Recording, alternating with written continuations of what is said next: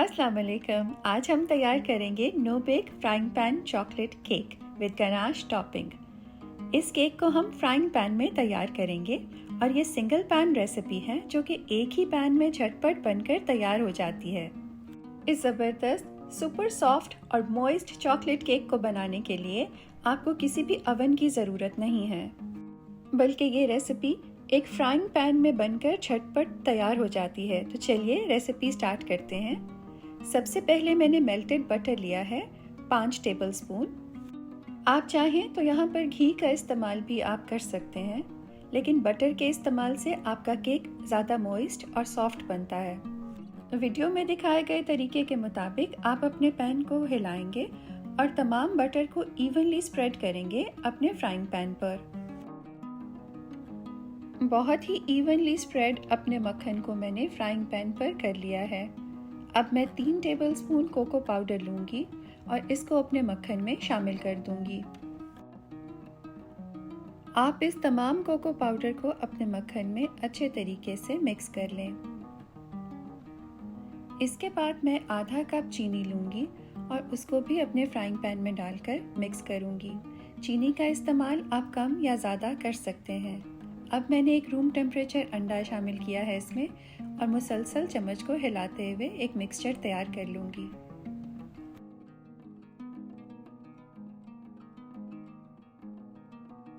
अब हम अपने ड्राई मिक्सचर तैयार करते हैं, जिसके लिए मैंने मैदा लिया है 4 टेबलस्पून जो कि 1/4 कप के बराबर है, और इसमें मैं लेवल स्पून डालूंगी 1/4 टीस्पून बेकिंग पाउडर का और 1/4 टीस्पून ही लेवल कर बेकिंग सोडा का।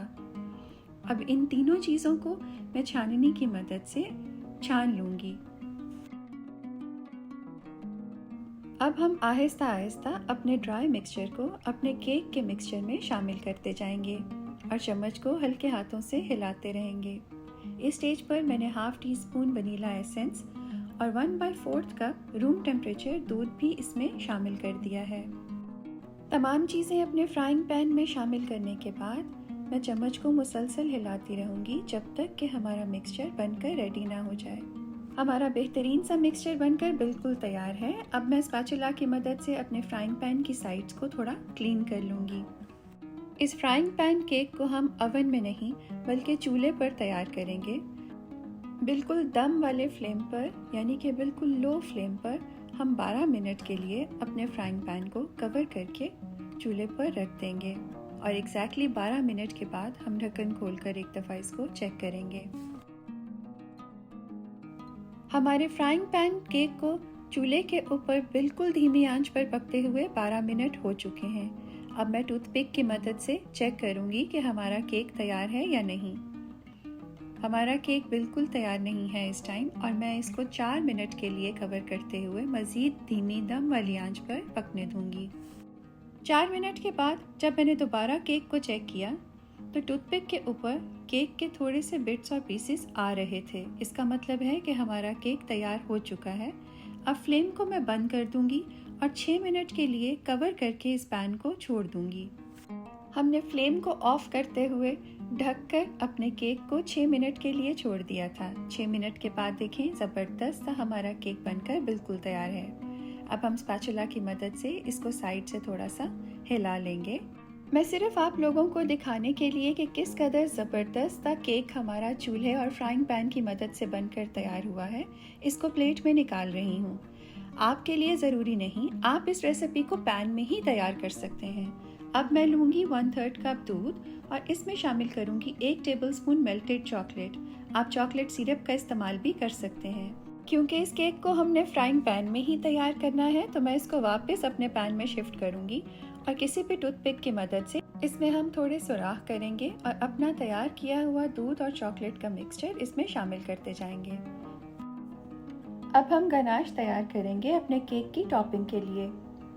इसके लिए मैंने टेबल क्रीम लिया है 1/2 कप और चॉकलेट मैंने लिया है 1 कप। आप किसी भी किस्म की थिक क्रीम का इस्तेमाल इसमें कर सकते हैं, लेकिन रेशो का ध्यान रखना बहुत ज़रूरी है।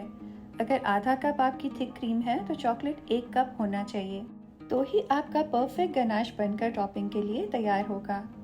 दोनों चीज़ों को अच्छी तरह मिक्स कर लेने के बाद मैंने 40 सेकंड्स के लिए इनको माइक्रोवेव में रखा था। आपने बहुत ज़्यादा इसको गर्म नहीं करना, ये भी ध्यान में रखना है।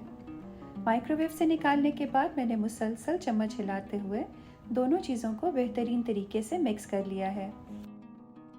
हमारा परफेक्टली गनाश बनकर टॉपिंग के लिए बिल्कुल तैयार है। जैसा कि आप वीडियो में देख सकते हैं, इसकी कंसिस्टेंसी एग्जैक्टली ऐसी ही होनी चाहिए। अब हम अपने गनाश की टॉपिंग को अपने केक के ऊपर इवनली स्प्रेड कर देंगे। इस केक को बनाने के लिए आपने बहुत से टिप्स एंड ट्रिक्स का ख़ास ध्यान रखना है। सबसे पहले तो ये कि एक फ्राइंग पैन आपने जो भी इस्तेमाल करना है वो बहुत भारी होना चाहिए। अगर आपके पास फ्राइंग पैन हल्का है तो आप उसके नीचे तवे का इस्तेमाल लाजमी करें।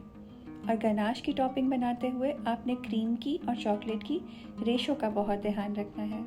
और तीसरी और सबसे ज़रूरी चीज़, आपने अपने फ्राइंग पैन को चूल्हे से हटाने के बाद केक को ठंडा करना है, उसके बाद बाकी प्रोसेस स्टार्ट करें।